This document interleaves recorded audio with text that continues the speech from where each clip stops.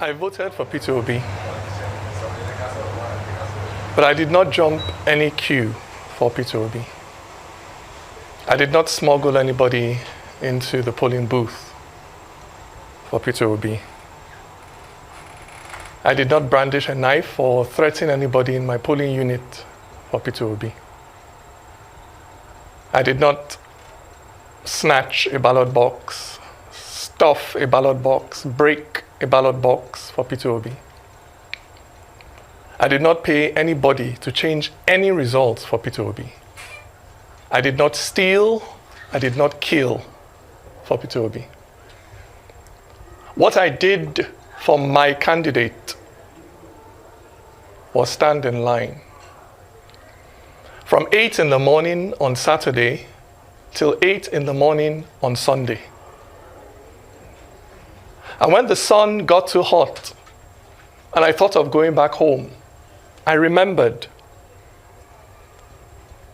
shot to death on the train to Kaduna, and I stayed. And when the heavens opened and poured down rain, and I thought of running away to find safety, I remembered. Stuck at home for months because of ASU strike, and I stayed. Through my hunger, through my thirst, through my worry whether the children I left at home were fine, I stayed. Because what I wanted to give my candidate, what I ended up putting in that ballot box, was not a piece of paper. What I ended up putting in that ballot box was my hope for a country where young people would not be so disillusioned by the actions of their own parents, of their own leaders, that they will be willing to risk crossing the Sahara Desert on foot just to escape. That was what I put in that ballot box. That was what my presiding officer refused to upload for 3 days. The future of that young boy who stood with me, who stood with us as we counted those votes through the night. He was a first-time voter, pregnant with hope. But somewhere between the polling unit and the collation center, that boy's future was waylaid by a politician. A politician that used biro to cross out his destiny. A politician that found where that boy had written hope and wrote over it hopeless. Yes. It is a terrible thing when a Nigerian is kidnapped on the way to Zamfara or Makurdi or Enugu. But it is infinitely worse when Nigeria herself is kidnapped on the way to the collation center. I tell you, my brother, my sister, it is not Nigeria that has her foot on your neck.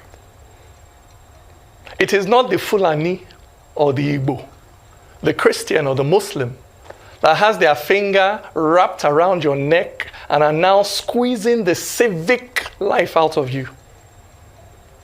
It is not those Yoruba people that don't give a damn whether you eat, whether you have a decent house to sleep in, whether you're able to find a job 5 years after graduating. It is not North or South that uses 8 years to build one bridge or to repair one pothole in the middle of your road. It is that politician who is willing to kill, who is willing to steal to stay in power. That is your enemy. Very powerful piece so there. Many of you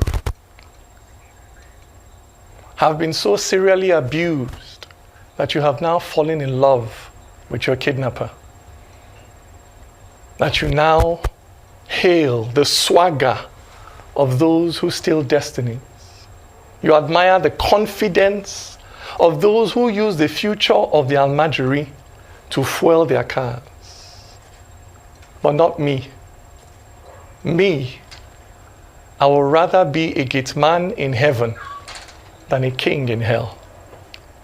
Me, my heart will always be there, standing in line with that young boy, waiting patiently for the day when our hopes will count. Nigeria, count our hopes. For it is bearable, it is honorable to lose in a contest that is fair. But nobody who steals political power will use it for good. Nigeria, count our hopes. Thank you.